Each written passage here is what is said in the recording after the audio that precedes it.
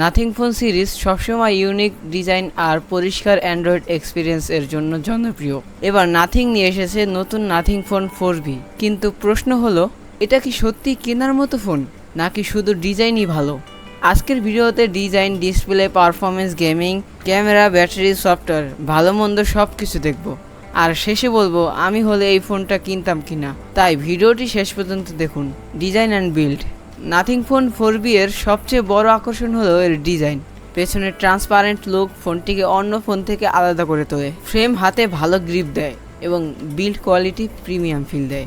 যারা আলাদা ধরনের ডিজাইন পছন্দ করেন তাদের কাছে ফোনটি প্রথম দেখাতেই ভালো লাগবে। রেটিং 9/10। ডিসপ্লের দিক থেকেও ফোনটি বেশ ভালো।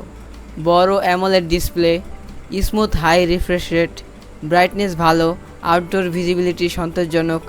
ইউটিউব, নেটফ্লিক্স এবং সোশ্যাল মিডিয়া ব্যবহার করতে খুব ভালো অভিজ্ঞতা পাবেন। কালার অ্যাকুরেসিও সুন্দর। রেটিং 9/10। পারফরমেন্সের জন্য ফোনটিতে রয়েছে নতুন জেনারেশন চিপসেট। দৈনন্দিন কাজ, Facebook, Messenger, YouTube, Chrome, multitasking সব কিছুই স্মুথ চলে। অ্যাপ ওপেনিং স্পিড ভালো, হিটিং খুব বেশি দেখা যায় না। গেমিং কেমন? ফ্রি ফায়ার, পাবজি মোবাইল এবং সিওডি মোবাইল মাঝারি থেকে হাই সেটিংসে ভালো অভিজ্ঞতা পাওয়া যায়। ফ্রেম ড্রপ খুব কম, টাচ রেসপন্স দ্রুত। যারা ক্যাজুয়াল গেমিং করেন তাদের জন্য যথেষ্ট ভালো। Gaming rating 8.8/10। ক্যামেরা পারফরমেন্স মোটামুটি ভালো।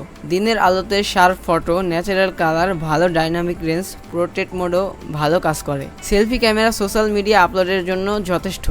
ভিডিও স্টেবিলাইজেশন আগের তুলনায় উন্নত। Battery and charging. Battery backup সহজেই একদিন চলে। সাধারণ ব্যবহার করলে আরও বেশি সময় পাওয়া সম্ভব। ফাস্ট চার্জিং থাকায় দ্রুত চার্জ হয়ে যায়। যারা সারাদিন ফোন ব্যবহার করেন তাদের জন্য ব্যাটারি নিয়ে চিন্তা কম। সফটওয়্যার। নাথিং ওএসের সবচেয়ে বড় সুবিধা হলো ক্লিন ইন্টারফেস, কম bloatware, smooth animation, regular update. যারা স্টক অ্যান্ড্রয়েড এক্সপিরিয়েন্স পছন্দ করেন তারা এটি উপভোগ করবেন। Pros and cons. ভালো দিক: premium design, beautiful AMOLED display, smooth performance, clean software, good battery. খারাপ দিক: হেভি গেমিংয়ের জন্য বেস্ট নয়। ক্যামেরা লো লাইটে আরও ভালো হতে পারত। বক্সে চার্জার নাও থাকতে পারে, বাজার ভেদে ভিন্ন হতে পারে। ফাইনাল ভার্ডিক্ট: তাহলে কি নাথিং ফোন 4B কেনা উচিত?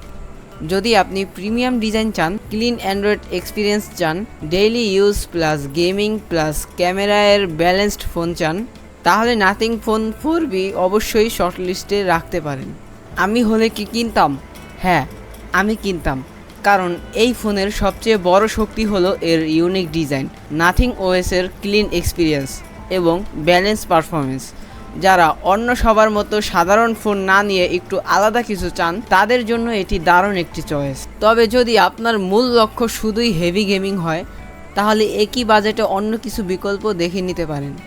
আপনার কাছে নাথিং ফোন 4B এর সবচেয়ে ভালো দিক কোনটি মনে হয়েছে নিচে কমেন্ট করে জানান। ভিডিওটি ভালো লাগলে একটি লাইক দিন এবং হাবিবজন সাবস্ক্রাইব করুন আর বেল আইকন চাপতে ভুলবেন না। সামনে আরও নতুন স্মার্টফোনের রিভিউ, কম্প্যারিজন এবং বাইং গাইড নিয়ে হাজির হব। আল্লাহ হাফেজ।